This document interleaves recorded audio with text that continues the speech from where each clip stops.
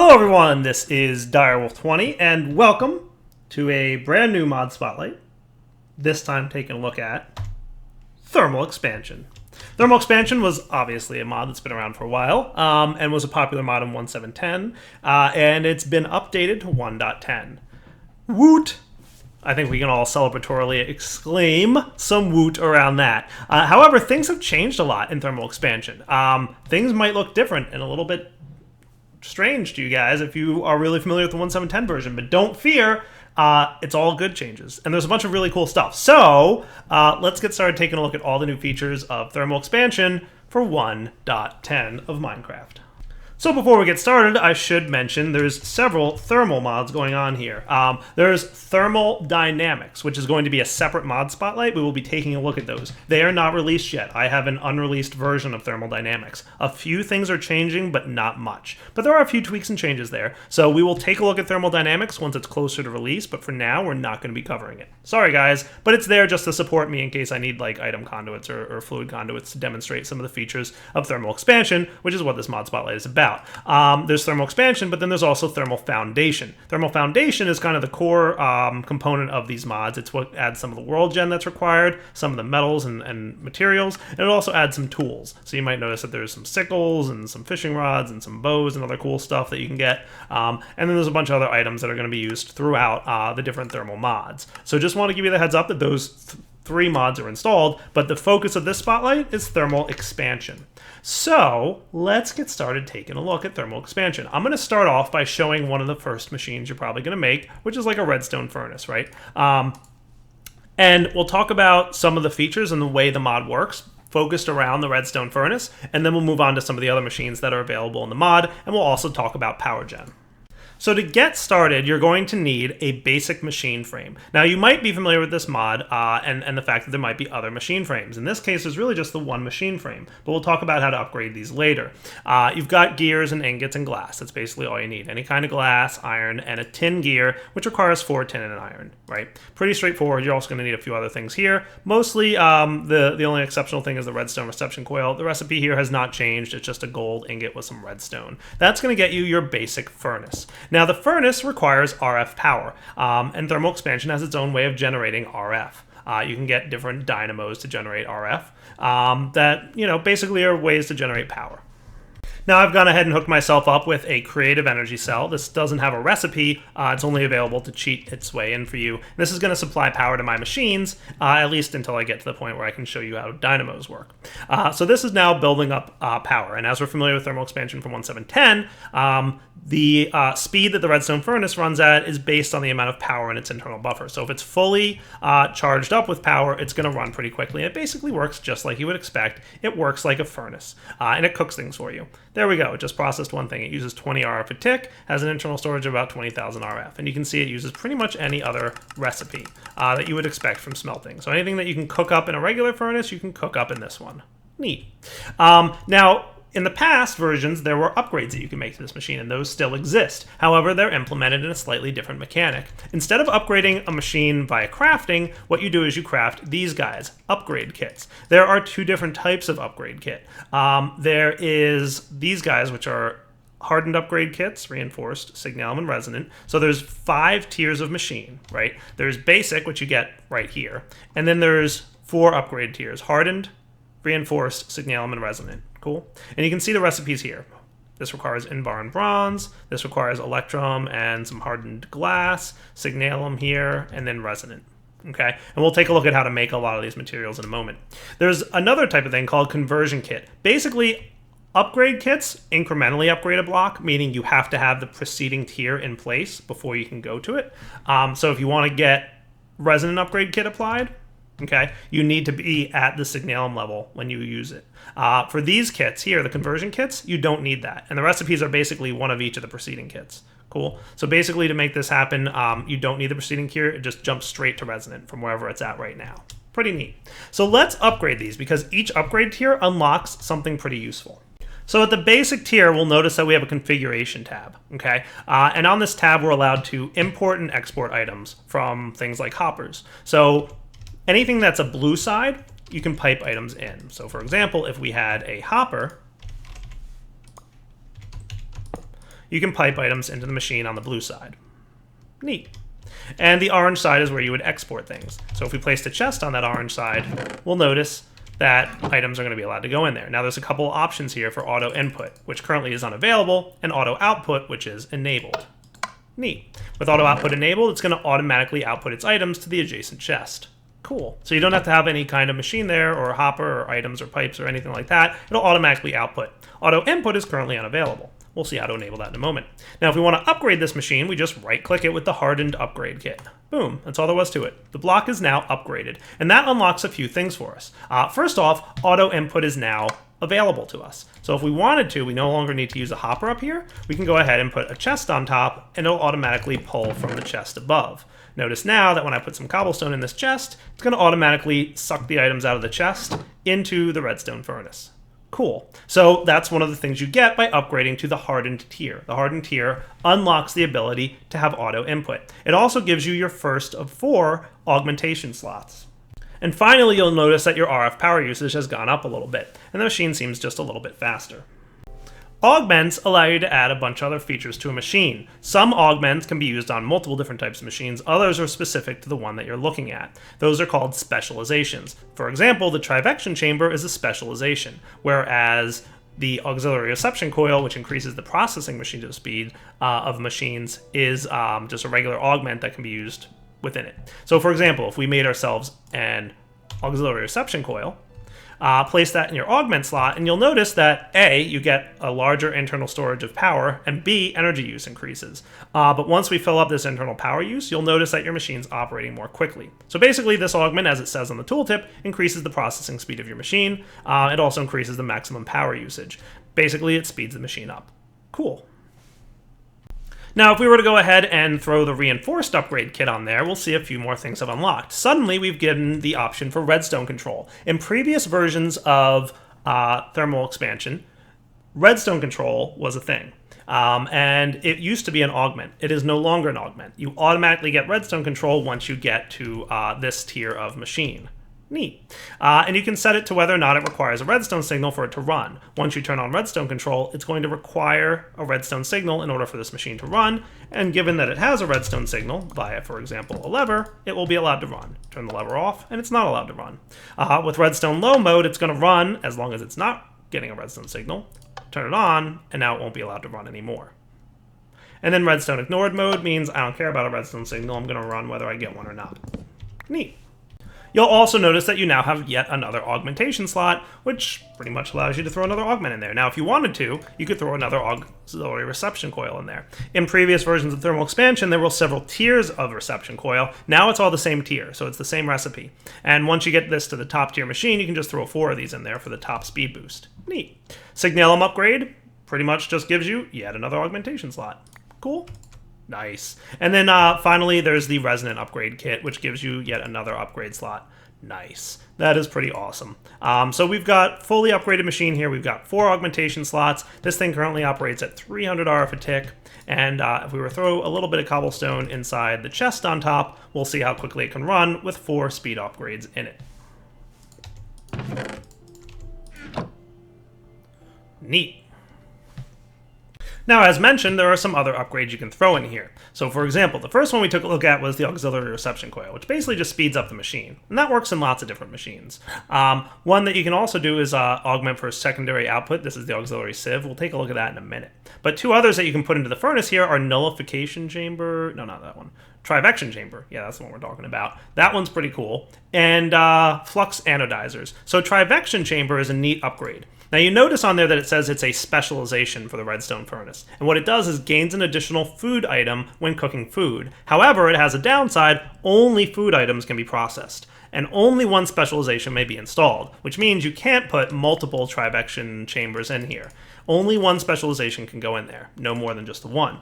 But it's pretty nice in that it doubles your food processing. So if we were to get some beef, for example, we throw 1 piece of raw beef in there, boom, all of a sudden you're going to get 2 steak. How cool is that? Not bad at all. So that's a pretty good way to produce a large amount of food. Doubles it. The other upgrade that you can place in here that's a specialization is the flux anodizers. This gains an additional ingot when smelting ores. However, it means that only ores can be processed, and it also increases the energy cost. So for example, if I were to put cobblestone in here, notice how it won't fit anymore. And even if there was cobblestone already in there and I placed this thing in, it'll stop smelting that cobble. So it can no longer process cobblestone or other non-ore specific things. However, if you place a piece of iron in there, it will double it. Nice. And of course, because only one specialization can be inside a machine at a time, you can't have both of these in here. It's one or the other. And a nice thing is if you click Show Recipes on this machine, you'll notice there's tabs for both the Trivection chamber and for the flux anodizers. So if you forget which one is which, I mean, the piece of food sitting on there probably should be a good indication as to the fact that it doubles the food, but hey, who am I to judge? Flux anodizers, same deal, right? It's going to double your ore output, and you'll also be able to see here, you know, what all those recipes look like. So the next machine to take a look at, now that we've seen how furnaces work, would probably be the Polarizer. The Polarizer is your basic ore doubling mechanic, and by throwing something like iron in there or gold, you're going to pulverize it into some extra dust. And if you click on the Show Recipes button, you'll see what those look like. So you can see all the different recipes that are available here. Obviously, if you throw an ingot in there, you're not going to double it, but any ores will be doubled with the chance of getting something extra out of it. So for example, if we were to, you know, like we are right now, we've got aluminum ore there. We could always just go ahead and just do usages on iron, for example. And for a pulverizer, you'll get 2 iron with a 10% chance of getting a little bit of nickel. Neat. And you'll notice that there's 2 output slots here. So the gold that I just pulverized went into there. Let's turn these off for a moment so that it doesn't output automatically. And you can shift click the center block to automatically shut down auto inputs and outputs. Pretty fancy. And basically we'll throw some iron in there. And the 2 slots here are the top one being the main output and the second one being the secondary output. Now remember, before I said if you want to jump straight to an upgrade, you can go with the resonant conversion kit, which of course costs, you know, each previous version of the kit, right? So all we have to do is right click with this guy and suddenly we're at resonant mode. We've immediately got our 4 augment slots, our redstone control options, and our auto input and output options are available to us. Neat.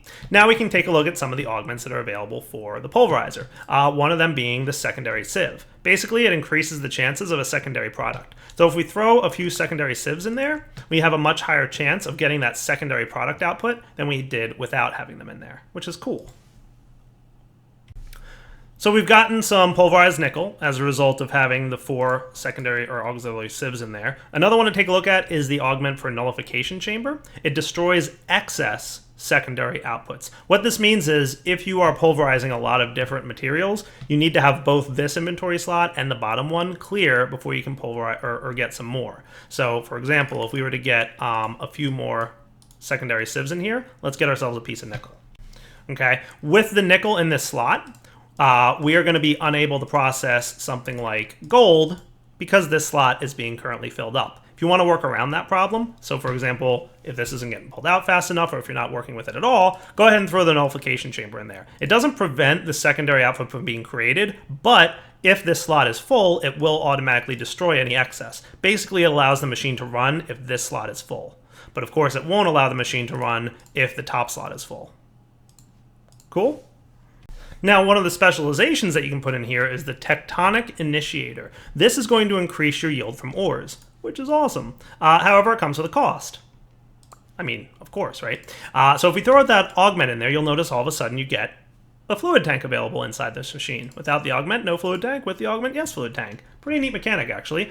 This is a little bit of an expensive augment, but it allows you to triple your yield from ores. How cool is that? So let me go ahead and throw a piece of gold ore in there. What we're going to see is because this tank is empty, it's going to produce 2 pulverized gold. However, if you have petroleum, which I'll show you guys how to make in a minute, inside there, when you throw a piece of gold in there, dun dun dun, it's going to give you 3 gold dust. And it's going to use up 100 millibuckets of that petroleum. So we'll take a look at how to make petroleum later, but for now, keep in mind that A, you can triple your ore output as long as you keep liquid in here, but also B, if you forget to put liquid in there, you're only going to double it. It's not going to stop the machine. One other note is if there's liquid inside the tank when you remove the augment, if you place the augment back in, that liquid is gone. So keep that in mind as well. And just like other specializations, you can only have 1 in there. So you're not going to get 4 or 5 or 6 times ore if you put more in. They won't fit. Another nifty gadget is the Sawmill. The Sawmill will go ahead and process your wood and give you sawdust, and it'll also get you extra wood. You notice that we're getting a bit of wood from planks here. Neat. So the Sawmill is another useful device. This will basically increase your yield from wood. So when you place oak wood in there, you're going to get oak wood planks and sawdust. And you'll notice that you get 6 planks instead of the normal 4 that you would get from crafting wood by itself. So it's a 50% increase in terms of the amount of wood that you get, and also a little bit of sawdust, which is useful for a few things. We'll take a look at some of the uses of sawdust later on in the spotlight. The other cool thing you can do is give this guy a specialization as well, which is called the resin funnel. Basically, it allows for you to extract fluids from logs. Neat. Now when we go ahead and put wood in there, it's going to go ahead and both still give you the wood planks and the sawdust, but also a little bit of resin. Cool. What can resin be used for? Well, let's take a look. Resin can be used in a fractioning still, which we'll take a look at later a little bit, and that will give you rosin as an item, and it'll also give you tree oil, which can be used as a fuel in the compression dynamo. Sweet. And it should, of course, go without saying that augments like the auxiliary reception coil are totally going to be usable inside this thing to speed up the processing of wood. So if this thing's running a little bit slow for you, feel free to throw those in there, and it's going to run a lot quicker. Neat. And then, of course, the same thing for chest outputs if you wanted to. On the right here, currently the configuration is red, which means it's only going to output this stuff. If you want to output the sawdust, you switch it to yellow. And if you want to output both, you switch it to orange. Neat. The Induction Smelter is another machine that's going to be useful for you guys, and it serves 2 purposes. One, it's a crafting mechanic. So for example, the Reinforced Upgrade Kit requires a form of hardened glass. These hardened glass are made by 4 pulverized obsidian, which you get out of the pulverizer, and a type of metal, so for example, bronze. And there's actually a few versions of hardened glass, pretty much one for each type of metal. So you can see there's hardened silver glass, and hardened steel glass, and hardened platinum glass, all kinds of good stuff, right?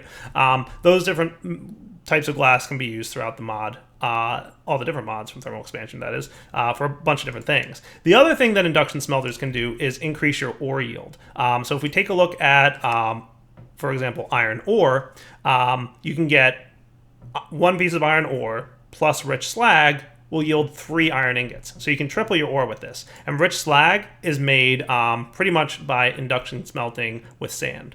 And with sand, it'll double your ore. So for example, a type of ore plus sand yields 2 times that ore with a chance of getting rich slag. Higher chance for things like redstone.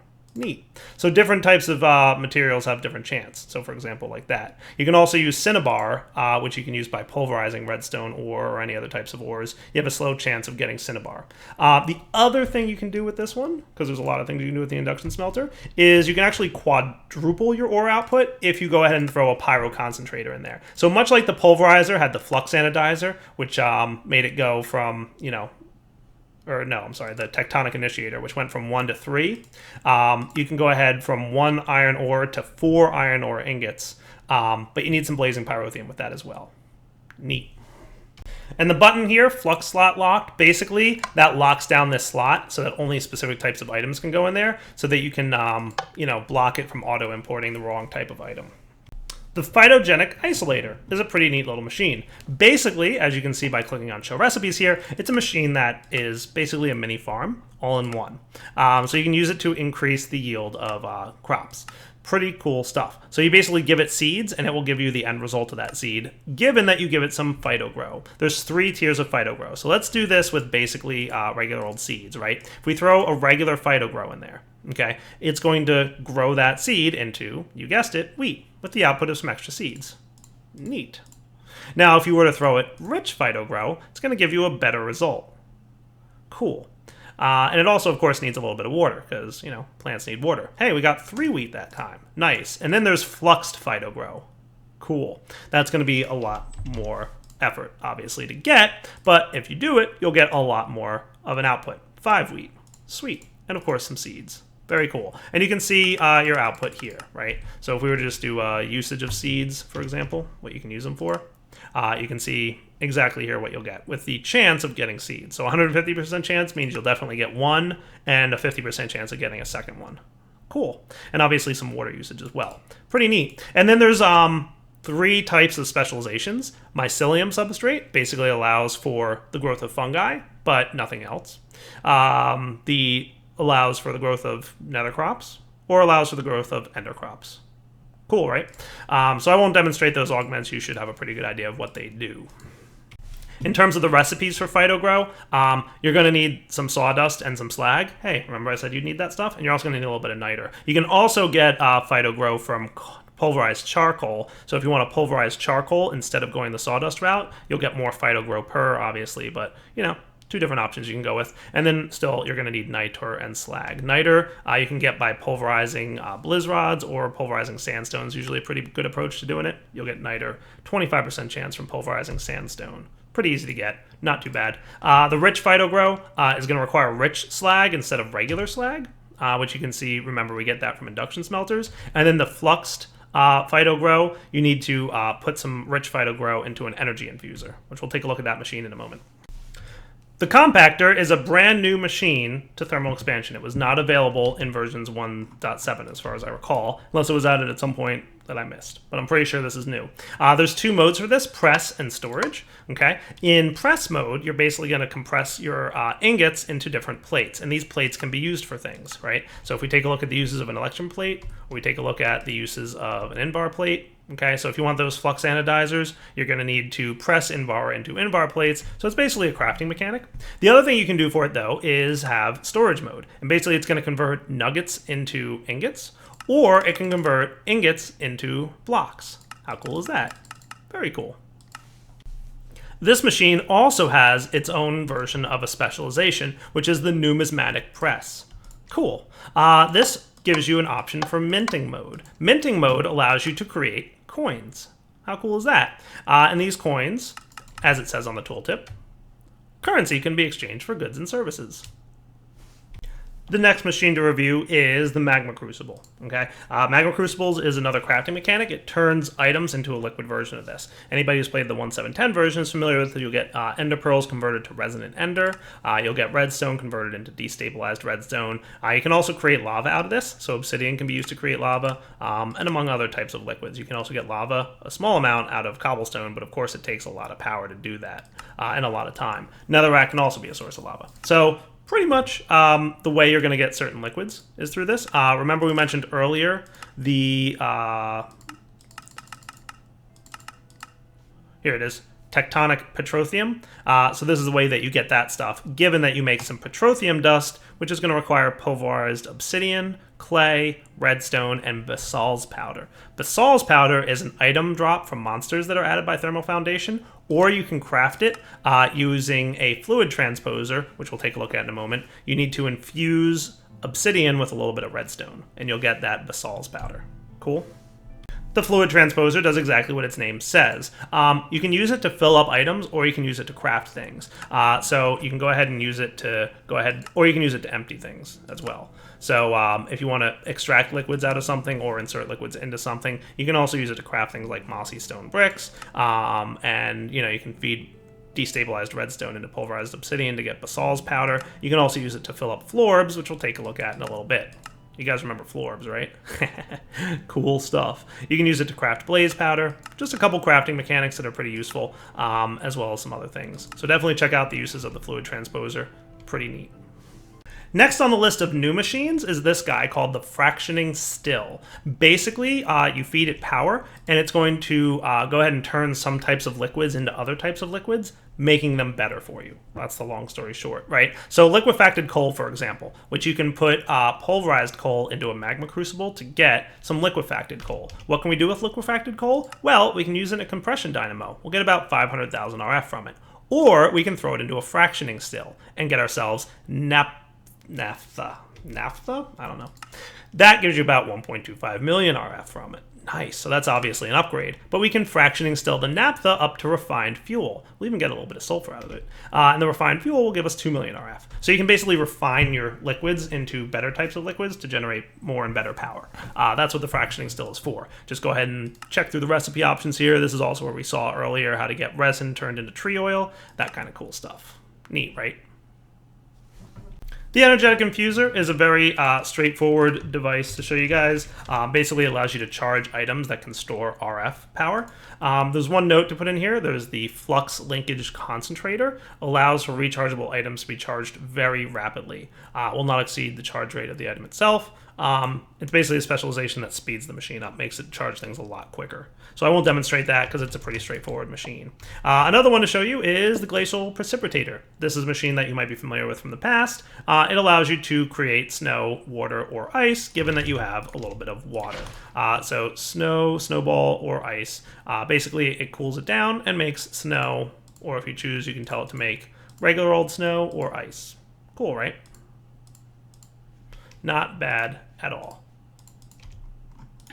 Just make sure that you've got it set to the right item before it starts crafting, or it won't really work. Neat.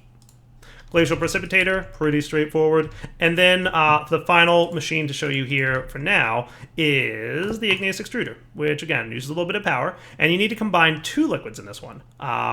What do you use to make cobblestone, stone, and obsidian? You guessed it, water and lava. Give this machine both of them, and they should be cruising. Now, the cool thing about this is that when it crafts cobblestone, it doesn't use any of the lava or water. So that's not going to be used up at all, which is great. Stone, on the other hand, is going to go ahead and use up something. It's going to go ahead and use up a little bit of the water. So a bucket of water per stone, which isn't bad because, hey, water is pretty easy to make infinite, right? And then finally, if you want obsidian, you're going to go ahead and have to feed it water and lava. And in order to get the two of those, it'll use up both of them. Okay, so keep that in mind. The other thing you can do is give this thing some augments. There are 3 of them. Guess what they do? There's the augment for granitic subduction, and diuretic subduction, and andesitic subduction. Basically, it replaces, let's go ahead and upgrade this machine, replaces the cobblestone, or replaces the stone with granite, diorite, or andesite. Neat. Now, there's 4 more machines to look at. However, they're a little different from machines. They're actually called devices. Devices do not have upgrades. The first one we'll take a look at is the aqueous accumulator. It really just has one function. It produces water. So there's no upgrades, there's no augments, there's no resonator tiers, there's none of that stuff. Basically, put 2 water source blocks adjacent to the aqueous accumulator, and it produces water for you. Straight, simple, easy. And like I said, there's no tiers, so you can't upgrade this thing. Definitely doesn't work to upgrade it. The nullifier, pretty fancy block. It just nullifies things, destroys it, gone, see ya, later, adios, no longer allowed in the world. You can give it a redstone signal to turn it on and off, and you can also have it pipe items into it. Doesn't have auto input and output, obviously no output because it nullifies things, but no auto input either. So if you want, you can pipe items in there. It's basically a trash can, gets rid of anything you give it.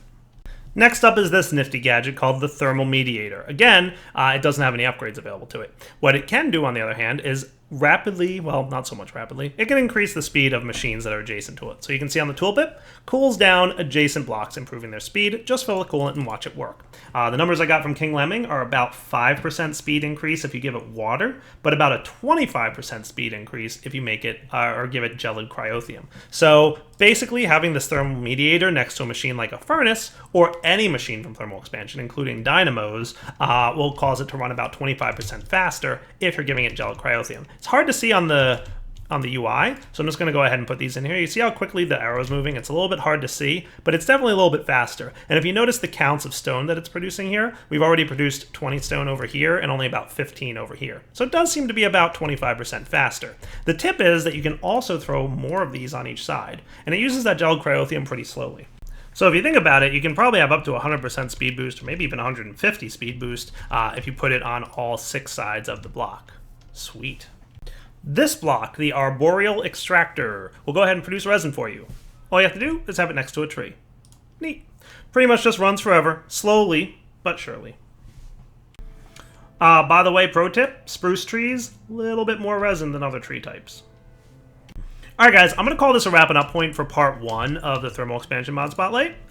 There's a lot more stuff to cover, and we've pretty much hit the 30-minute mark, which is where I usually like to wrap up my episodes. So let's come back for part 2, where I'm going to cover things like the different dynamos that are available, energy cells, tanks, caches, and all that kinds of cool stuff. Sound good? For now, Daryl20 signing off. Hope you guys enjoyed checking out part 1 of Thermal Expansion. We'll be back with part 2. Take it easy.